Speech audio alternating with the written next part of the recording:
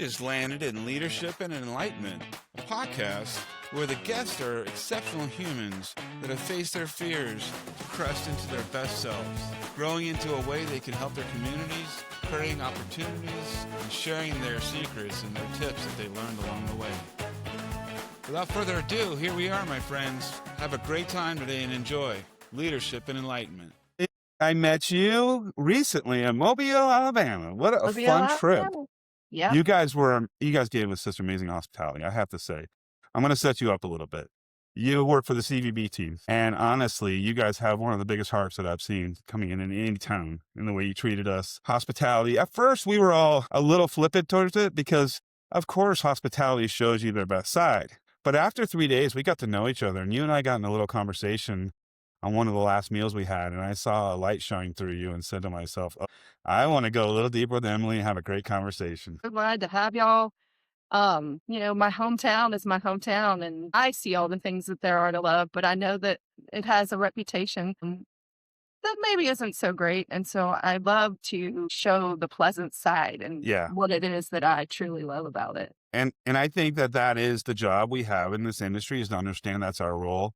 I have a good friend of mine too, and I'm not going to scoot too far over here, but it's the same idea. He's in the CBB in Memphis, and we went to Memphis after Nashville, and Memphis gets this connotation as well. And I have to tell you, I saw a lot of heart in Memphis. Mm-hmm. I really enjoyed my time. And I said to him, like, look, your PR media of your town is terrible because the world only sees this other side. But there's so much joy I saw walking around, and the feeling of the interactions in Mobile and the way that we met, even Panini Pete, Chef Pete, and all that interaction, that was authentic. That wasn't something that was staged. That was him showing up and giving a piece of his heart. He's really good about doing that, and he loves this area as much as I do, and has even more power than I do to promote it, and he's great at doing it. Yeah. Well, let's start back a little bit. I've gotten into this little bit of a routine now. Like, what was it like to be Emily in high school and graduating high school in your local town? Yeah. So Emily in high school was a bit of goody two shoes. Really? Interesting. I went to a very small Catholic school for grade school, and then went to a very large public high school. So it was a very much little fish in a very big pond kind of thing. It taught me a lot of humility because I have a very strong Catholic faith, which kind of dictates how I treat the world and view the world, which is very against the grain for a lot of people at my school, which, I mean, I feel like that's par for the course. So, but then by my senior year, I was able to really connect with people and connect with my classmates. And I think that's when my leadership skills really started to take hold, because I was able to be what we call here an Azalea Trail Maid. The county of Mobile County interviews about 1,000 high school senior girls, and they pick 50 of them for their leadership ability, for their education, their grades, and their knowledge of Mobile. And we get to be the ambassadors for the city for one whole year. We go and we wear these big, bright, poofy dresses. I'll have to send you a picture of everything. I'd love to see it. And we go all around the country promoting Mobile and Southern hospitality. And so that was when I really kind of started coming into my own, because I realized, I just learned how to be adaptable when around different types of people. And I want to talk about that a little more. Yeah, sure. Absolutely did. I was able to be more accepting of people, just who they were, and not try to change them. And this is, years of growth. This was not Emily in high school. Emily in high school was still, like, oh gosh, they don't agree with what I agree with, believe, and all of that. And how am I going to, and now growing through that and realizing that not everybody has to think the way that I do, and it's okay. And sure, it would be great if everybody believed the same thing, but it's not my choice. Or would it? And it's not my responsibility either. Exactly. And to that point, actually, you're right.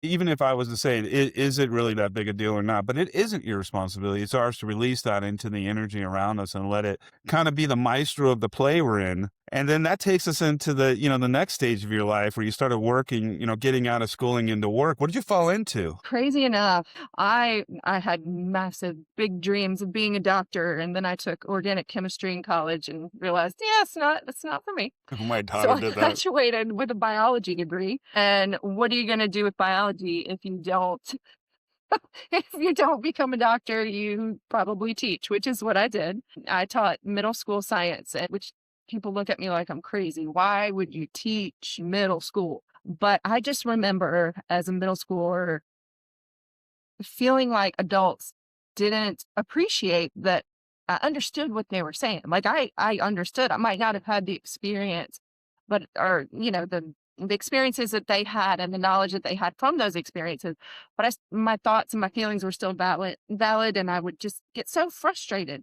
And so I really respond well to that age group. Even Hmm. some of my kids are still my own children are in that age group. And I just, I let them know, I get what you're saying. I hear you. What you're feeling is valid, but let me steer Right. you in this direction. Yeah. So anyway, taught middle school, had 4 kids, went back to teaching Super mom. Yeah. about 3 years ago. So I took about a 15-year break when I went back about 3 years ago. And this time I taught religion, which to me, in Cool. my faith, science and religion go together. And, a lot of Well, people yeah. don't think that they do, but science helps my faith. So that was really fun, but it I was love that. Let's slow exhausting. down there. How Yeah. does science help your faith? Because I love putting numbers and analogies to my faith in the universe and how I see God. So a biology major, right? And in basic, how does life begin? The stories and theories are that, we started out as the primordial sludge and then all of a sudden it was able to reproduce, right? Well, if you look at the stories in Genesis, we're made from the earth, right? Right. And all of a sudden we started being able to reproduce and God breathed the breath of life into us. All of a sudden, magically, here we are reproducing.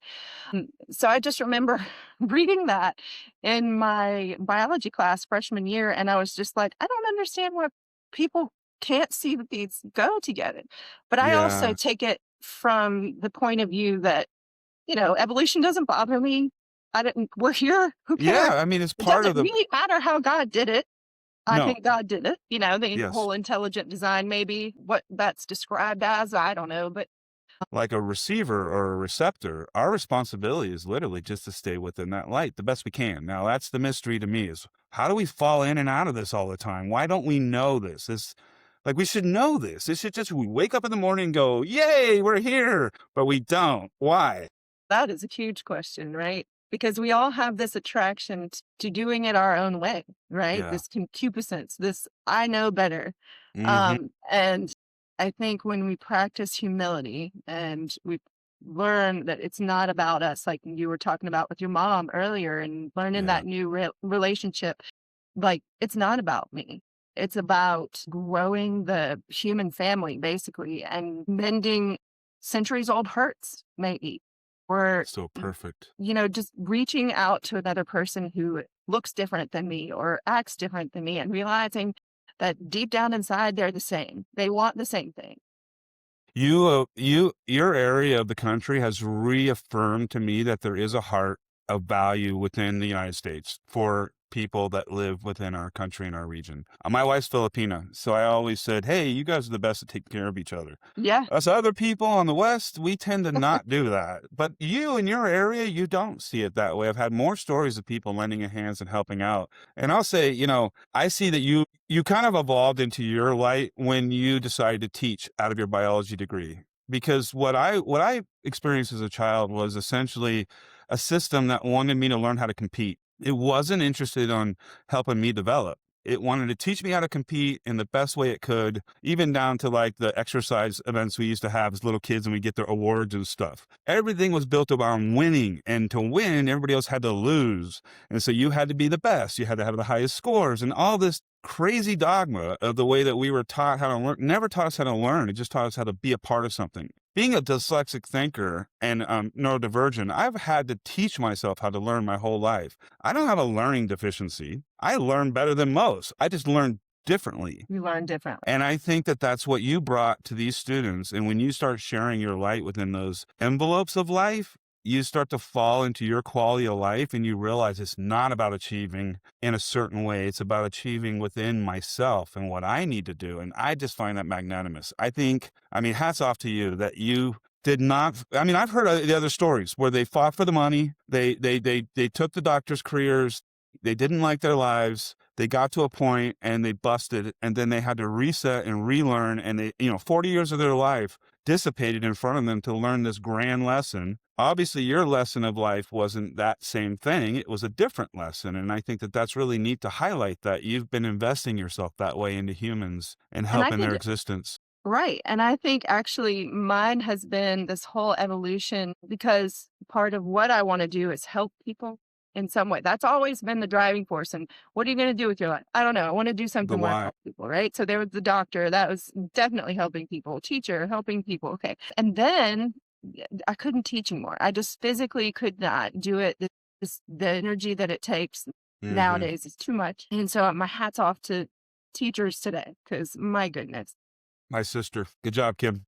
Yeah, but then I, saw this position at Visit Mobile open up, and it's services, like, I'm a services manager, and that's what I get to do, and it's like, I never thought of hospitality because it's like, well, No. I'm not really, like, helping people in the traditional sense, but I absolutely am, Yeah. but it took a whole shifting of Yeah. my brain, Yeah. to I look at do. it like that. I love that. Yeah, so that's how I Well, came to let's be talk here. about that for a minute because I think that to me is the most fascinating topic of all is how do people land in the events industry? Absolutely. Like it was crazy how all these things came together and it was like this role was made for me, made for somebody like me, like, oh, I get to help people learn about my city that I love so much and I get to literally help people get what they need in order to it's hosting an event, but I can Yeah, help I facilitate know. that and it's just really cool and I enjoy it. Not that I didn't enjoy teaching. I did enjoy teaching, but there was a lot of extra things that you have to do as a teacher, like grades and, and this 90% of my job is doing what I love to do. That's So, that's the important part. yeah. I love my corporate career too, what I used to call my 8 to 10 o'clock at night job. But Yeah, honestly, it taught me everything about who I am as a person and the things that I wanted to highlight later. And when I was able to take the best of me and stay in the industry I love and then work into this realm as a meeting broker and get to meet, new friends like yourself and then highlight these regions to my client and bring all this together, it feels the same way to me. Like I'm helping bring this energy together. As much as I used to pick that menu for the big group that was coming to Bellagio, and I would think to myself, I wonder if the chef could do a better cut of meat. I bet they'd enjoy that. 3,000 people that day had a better lunch because because I took a moment to go see, hey, chef, can you buy into this? Is there a way we can make this a little special? I like these guys. They're cool. I like this group. I want to do something for them. And then as a community, we're able to do that. And I think that's the fun part of being in the hospitality industry is we can make a difference. absolutely. And I think just little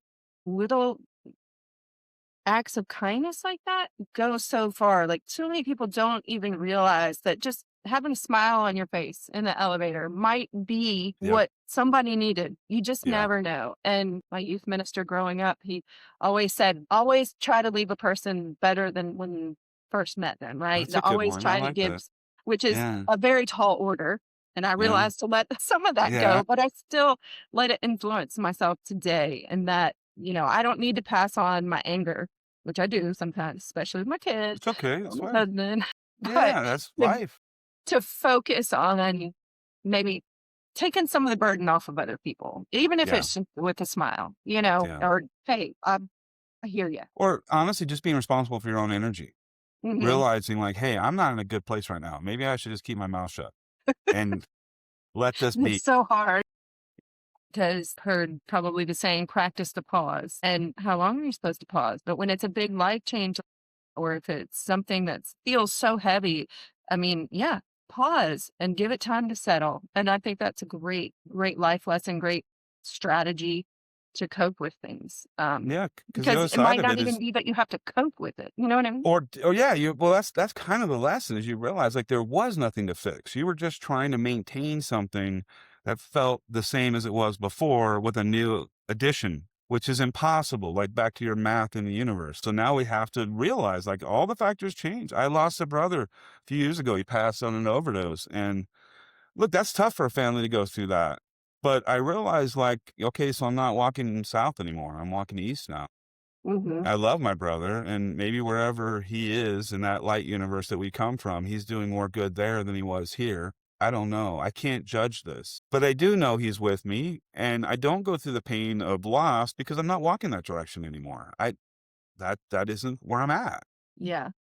And we can evolve that way as humans to not hold that pain and identify ourselves around it. And that's been a struggle because I lost my dad, who I was very close with about 6 years ago now. And I still struggle with it. So to hear Huh. that you've been able to make peace with your Yeah, brother's death, which is, I'm so sorry, I because know. And death you, is such a hard thing anyway. And yeah, but it's a beautiful way that you do carry him with you, but it doesn't weigh you down, maybe. Well, and you can't pour from an empty cup, right? So if you're always giving of yourself, that cup runs dry. And so I feel like those times where you're, hanging out with friends and yeah, you're not putting out big whatever deal. energy, but you are filling Yep. your cup back up so that you can then do it again. Love that. Yep. And I love your analogy. I'm gonna use that filling my cup back up because it really disassociates you from ego and from shame and these things that keep you back. It's literally ego and shame. You're like, I don't deserve it. I haven't worked hard enough for it. I need to work harder. I do this to myself all the time. I was doing it to myself yesterday, last 2 days. I've been working till the late evening hours and getting up in the morning, and I probably look tired talking to you right now. But look, the idea behind all this is that we're learning from that. And that this afternoon, I'm going to take a little wellness time, take my mom to the store and let her shop for a couple hours because I think that she'd probably enjoy that. And I know that that energy will fill my cup by allowing myself to give some time back during a work week and investing myself that way too. And that's, in my terminology, and you interpret it how you will, but then to me, that is God giving you those gifts, giving you that energy back so that you can then share it with others. Yeah. Because it's we're not meant to just give, give, give until we collapse. We can't. It's unsustainable. And it took And, me a very long time to accept that. Like it wow. is okay to take care of myself. It is When okay to did you set accept that? boundaries. Hmm? When did you accept that? When I left teaching, Did you? that was a What did you big. go through? It What did you was go through? So it felt kind of like I was moving through mud all the time. And it wasn't depression. I wasn't like, it was just, I was just in a slog. And I was like, I'm not able to be a good mom. I'm not able to be a good wife. I'm giving all of myself to this job. And as important as it is in helping other people understand God and helping shape young minds, that's not where my focus needs to be. And so that helped me break away from, okay, I don't have to do that to be a good person, right? I can let that go. And then I got this job and it was just like, this is what I'm made to do. This is how, and it just kind of clicked that, okay, so my job doesn't have to take everything out of me, right? For me to help people. I can help people in other ways than just what's going to deplete me. Yeah. And I feel like that was God saying, I've been trying to tell you that for a long time. There you are. Right. About But that time yeah. that you realize. What a miracle. What a miracle. You, thank you, because I did really do strive to live that way. So it feels Yeah. good to be recognized. So thank you. Well, you're so welcome. It shows and you deserve it, my friend. I mean, I don't know what's gonna happen in your life because I'm not a clairvoyant, but I know whatever it is, it's gonna be very helpful and heartful, and I'd love to hear more. I know we've started a friendship, so, outside of this Absolutely. conversation, I'll be keeping in touch with you. Yeah. Anytime you want to chew the fat, just let me know. Well, we'll have a chew the fat once a month. Don't even tempt me. I love diving down those. I mean, the audience doesn't get to hear the rabbit holes I usually dive down. Maybe in a few months, I'll let them hear some of those. But it's a lot of fun when you realize, like, it can be fun. It's just Exactly. amazing. Hearing other people's perspective teaches me so much about the world in general and how like I learn so much just from talking to you, like hearing about that pause. Like I Hmm. do need to sit back sometimes and just Yeah, be and just let yeah. it Let your fill. children be themselves for a little bit. My kids got in their 20s. I had to unplug. It was Hmm. so tough for me. I had to my job was to just bless it and say, you're doing great. I'm behind you. It was no longer, hey, did you think about this? Or did you think about that? Or they want to show you now they can do life. And for you to let them do that, you have to be over here to say, yeah, great job. You can't be involved. And so it goes both ways, and it like makes them feel like you don't care. But then when you do, it makes such a big difference. And as a responsibility of a parent, it hurts because you want to be a part of these amazing parts of their lives. But you start to realize like you didn't want them a part of your life when you were there. Who in their 30s wants to hear anything from their parents? Yeah, Nobody. Don't be exactly. that parent. Yeah, they can come to me. I'm not going to force Oh, myself yeah, on them. exactly. Free that time up for others. Exactly. All right, my friend. Anything you want to leave the audience with? I know, look, this is honestly, this is the way I see our industry. As much as I'm promoting Mobile in this conversation and you and the people in Mobile, it's also a place to understand that as humans, our industry is pretty special. And I like to highlight that in the events industry. But anybody can find you in Mobile to do some business down there, and they're going to find the right person. Yes, I will take good care of them. So will our sales team. But I just want to point out that what you guys do is really important to the whole industry too. Meetings made easy, and just helping people who don't know what the whole industry is about. Y'all are that bridge and it's so important because so many people try to do these events on their own and they need that direction. Uh, Thank you. you're Yeah, there's a lot definitely of putting your liability. light out there as well. Thank you. Yeah, there's a lot of liability. We'll all be in a good place at some point. And hey, the audience can hear both of our perspectives. It's literally a benefit of theirs. Neither one of us are an expense. Both of us are basically no cost investment individuals that can help move this thing along and really help their value add and limit some of their risk and liabilities. Exactly. And yes, no cost. I mean, that's huge. So many What people other don't know industry? what we do and it No. doesn't cost them anything. That's the education part. I Yeah. do every day. It's really interesting because it is too good to be true when you start to think about other industries. They don't work that way. There isn't, a resource in the real estate community for you or Oh, investment yeah. financing or anything like that. There's no liaison, but I know my clients love when I tell them like this is a great deal and you should take it. Mhm. And I know your clients love when they're like, "Hey, we can make this happen." And they're like, "Oh my God, we picked the right place." So it's a match made in Exactly. heaven. My friend, well, have a beautiful afternoon. Thank you You so too. much. Yeah. Thank you. All It's right. so fun. I hope to do it again, and we'll do that rabbit hole later next All right. month. Looking forward to it. Done. Well, there we go. Another amazing example of the universe working in its magnificent way today. Appreciate you showing up and look forward to seeing you again at Leadership and Enlightenment.